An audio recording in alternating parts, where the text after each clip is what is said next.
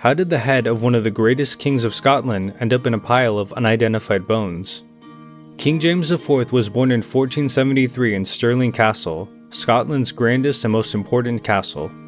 His father was King James III and his mother was Margaret, the daughter of King Christian of the Kalmar Union. At Stirling Castle, James grew up with his two younger brothers. He was educated by the Renaissance scholar Archibald Whitelaw and the theologian John Ireland. His father was not a popular ruler. The king got too involved in the politics of England, France, and Denmark, making many enemies. He expanded Scotland's territory to its peak, but at a great cost. There were two major revolts against the king during his reign. In 1488, a group of Scottish rebels wanted to overthrow the king. His son James sought refuge among them, believing a rumor that his father was bringing an army to kill him. Now that the rebels had leverage, they pressed the king to resign the throne or meet their demands. Unable to resolve his dispute with the rebels, King James III fought them at the Battle of Sauchiburn, armed with the famous sword of Robert the Bruce. Unfortunately, the king was killed in this battle, and the rebels selected his son to be the next king. James did not lead any troops in this battle, nor did he have any say in it, but he felt deep remorse for the rest of his life, believing that he had been the cause for his father's death. He even wore an iron belt around his waist, adding more weight to it every year. At the age of 15, James IV inherited the throne. In the early years of his reign, he put down rebellions, settled disputes between noble families, brokered alliances with other kingdoms, and went to war twice against England. He was friends with multiple popes. Pope Innocent VIII gifted the king the Golden Rose, a symbol of praise and goodwill. Pope Alexander VI also gifted him the Sword of the State that would be used in coronation ceremonies for Scottish kings. After ending his second war with England, he signed the Treaty of Perpetual Peace in 1502. A year later, King James further solidified the peace by marrying Margaret Tudor, the daughter of King Henry VII.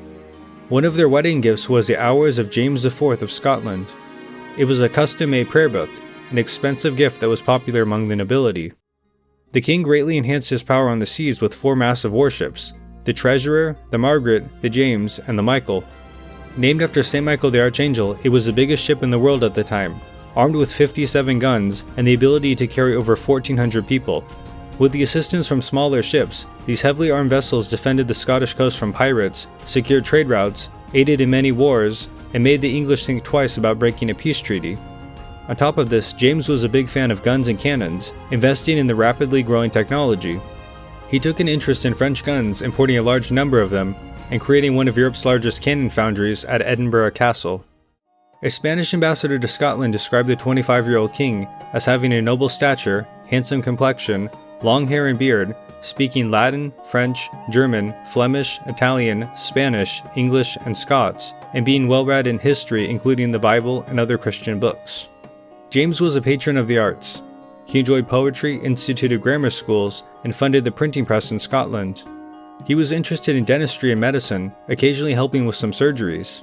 He also was interested in alchemy and bought large amounts of whiskey. His medieval court was lively with large feasts, Italian musicians, Spanish dancers, and African drummers. James was known as the Pilgrim King for visiting the shrines of saints throughout Scotland. His 2 favorite locations were the Shrine of St. Ninian at Whithorn and the Shrine of St. Duthic at Tain. At one point, his devotion was recognized by Pope Julius II, granting the king the title Defender of the Faith. Where did everything go wrong for King James? Enter King Henry VIII, Big Henry, Hungry Henry. Henry became the King of England in 1509. Henry was childless, while King James had male heirs. The wife of King James was a sister of King Henry. This meant that the son of King James was a legitimate heir to the English throne. This was a threat to King Henry and an underlying source of tension between the two kings. In 1511, Pope Julius II created the Holy League to counteract France during the Italian Wars. An alliance between Scotland and France had lapsed, and King James renewed it. The English believed that this was breaking the Treaty of Perpetual Peace.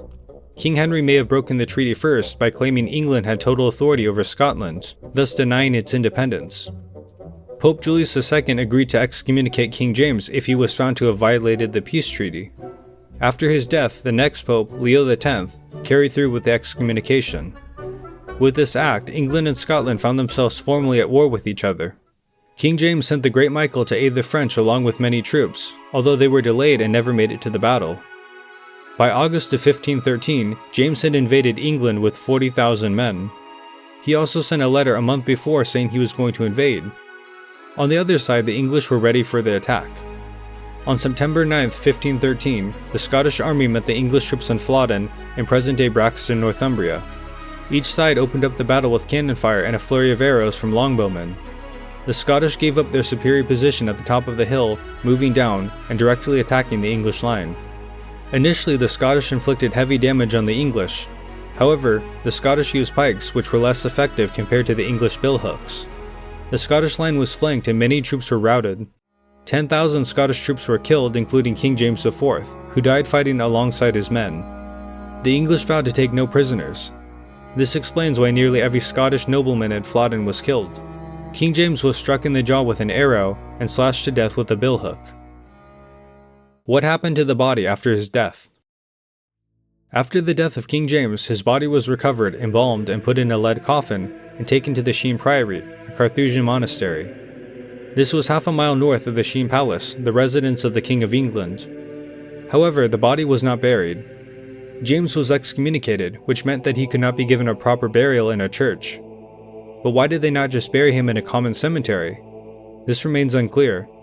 They decided to keep the coffin in a shed on the monastery grounds. After a while, people forgot about it. This was likely due to the Protestant Reformation. During this event, property of the Catholic Church throughout England was seized, destroyed, or even given to the wealthy. In this case, the Sheen Priory was gifted to Henry Grey. During this time, a historian, John Stowe, stumbled upon the coffin, describing that it was amongst old timber, stone, lead, and other rubble. Ironically, Henry Grey was beheaded by Queen Elizabeth in 1554.